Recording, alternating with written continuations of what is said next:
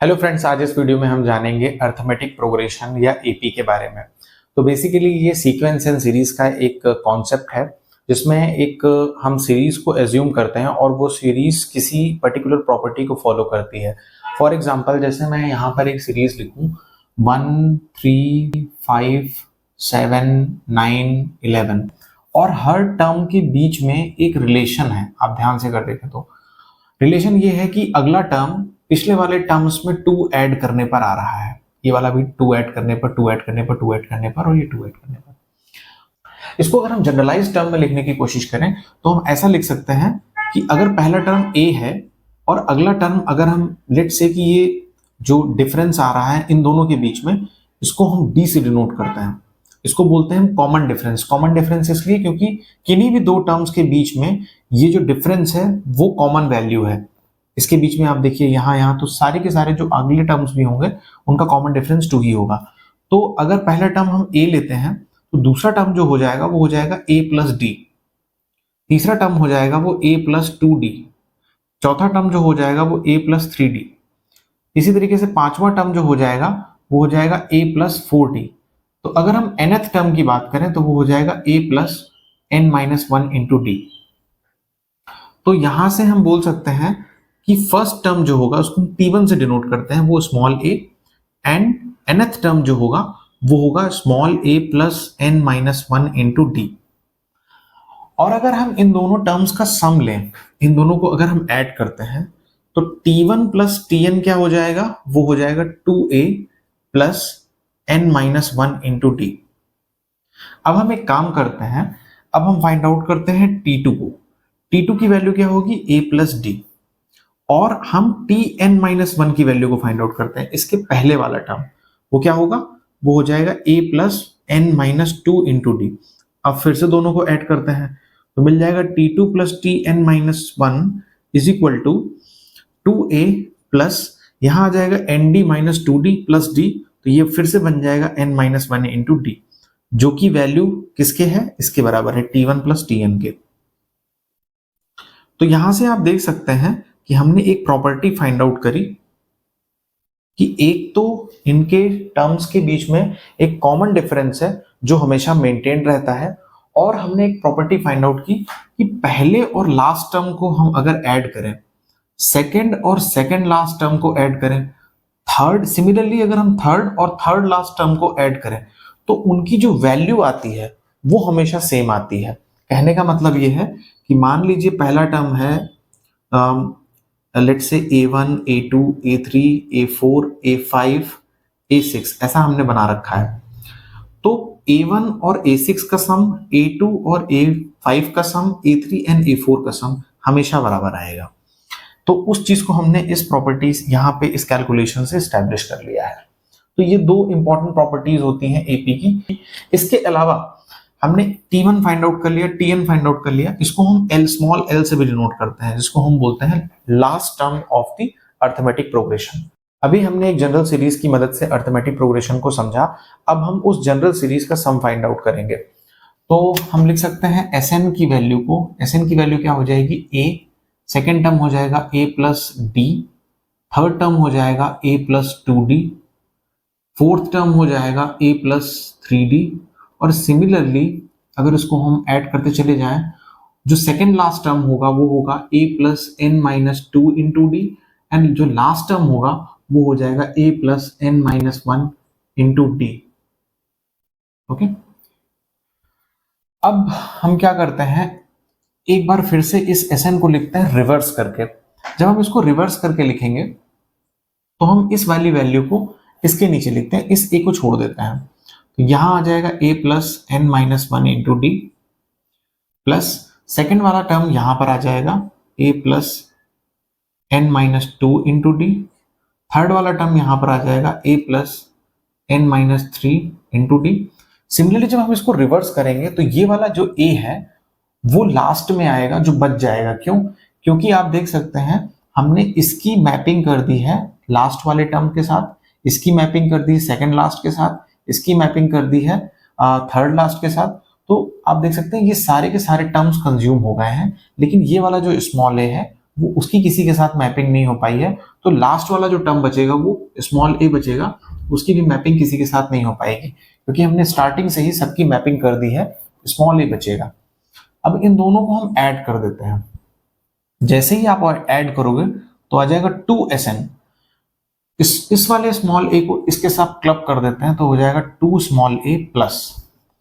अब अगर हम इन दोनों टर्म्स को ऐड करें तो हो जाएगा 2a plus d plus nd minus d, तो प्लस d से माइनस d कैंसिल हो जाएगा, यहां बचेगा 2a प्लस nd।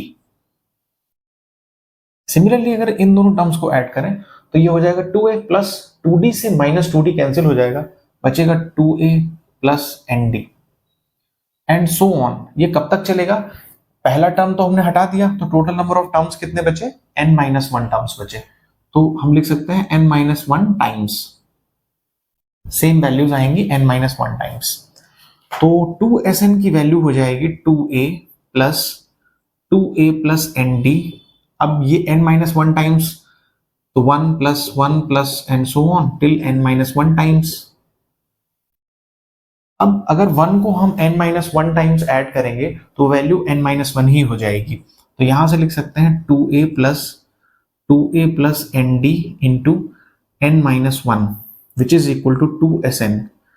यहां से अगर हम मल्टीप्लाई करें 2SN is equal to 2a plus 2a into n-1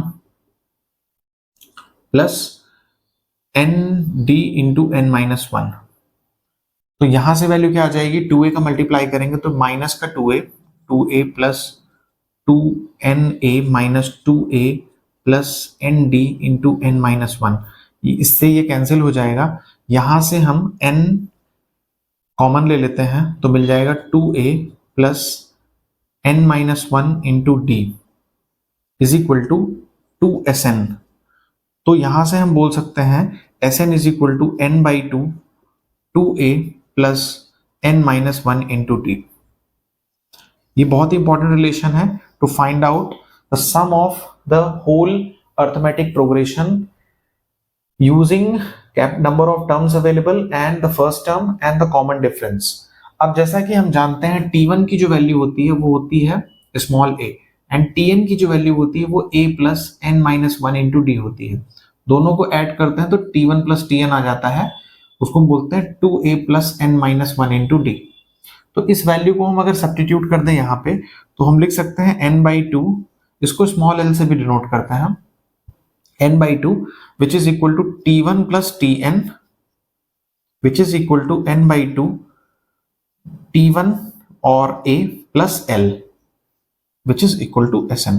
तो ये तीनों रिलेशंस, ये वाला हो या ये हो या ये तीनों एक ही रिलेशन रिप्रेजेंट कर रहे हैं, तीनों हमें सम ऑफ दिस अर्थमेटिक प्रोग्रेशन दे रहे हैं। तो अब हम जानेंगे अर्थमेटिक मीन के बारे में। अर्थमेटिक मीन क्या होता है और इसको किसी भी अर्थमेटिक प्रोग्रेशन में कैसे आइडेंटिफाई करते हैं और कैसे कैलकुलेट करते हैं। इसके लिए हम एज्यूम करते हैं किसी जनरल अर्थमेटिक प्रोग्रेशन को जिसके कॉमन डिफरेंस d है, तो a plus d, a plus 2d, a plus 3d and so on. इस तरीके से हमारी एक AP है, इस तरीके से AP डिफाइंड है जिसके ये अलग अलग टर्म्स हैं। अब हम क्या करते हैं, हम अगर इस सेकंड रिलेशन को देखें, this is T1, this is first term, this is second term, this is third term. T1 की वैल्यू को देखें तो स्मॉल a है, T3 की वैल्यू को देखें हम तो a प्लस 2d है। एक काम करते हैं, दोनों को ऐड कर देते हैं, तो T1 प्लस T3 की वैल्यू क्या हो जाएगी? 2a plus 2d। इसको लिख सकते हैं 2 टाइम्स a प्लस d, और a प्लस d क्या है? वो T2 के बराबर है, तो which is equal to 2 times T2। तो यहां से हम बोल सकते हैं T2 is equal to T1 plus T3 by 2। तो ये जो T2 हमें रिप्रेजेंट करके दे रहा है, ये basically first term which is T1 and the third term है T3, उनका अर्थमेटिक मीन दे रहा है। तो T2 इज बेसिकली अर्थमेटिक, इसको हम AM भी बोलते हैं।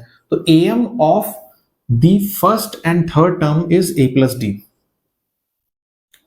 तो सिमिलरली हम ये जो अर्थमेटिक मीन का कॉन्सेप्ट है, ये किसी भी कंसेक्यूटिव टर्म्स के बीच में हम इसको अप्लाई कर सकते हैं इन AP। इसको एक और एग्जांपल से समझते हैं। मान लीजिए हमारी जो अर्थमेटिक प्रोग्रेशन है वो इस फॉर्म की है, A B C D E F इस फॉर्म में दी हुई है।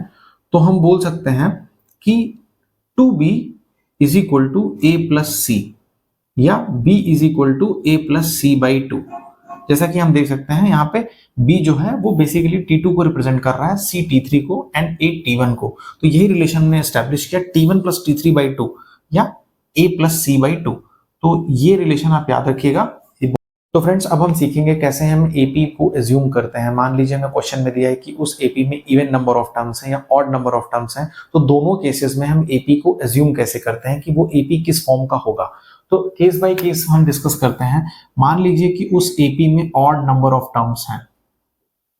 अगर ऑड नंबर ऑफ टर्म्स हैं तो ऑड का मतलब क्या हुआ? ऑड का मतलब ये हुआ कि अगर हम सबकी पेयरिंग करें तो एक एलिमेंट ऐसा होगा जो लेफ्ट हो जाएगा, जिसकी किसी के साथ पेयरिंग नहीं हो सकती है। तो उस एलिमेंट को हम एज्यूम कर लेते हैं स्मॉल ए।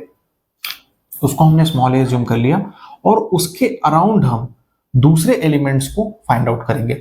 मान लीजिए कॉमन डिफरेंस डी है, तो इसके पीछे वाला एलिमेंट हो जाएगा a माइनस डी और इसके आगे वाला एलिमेंट हो जाएगा a प्लस डी।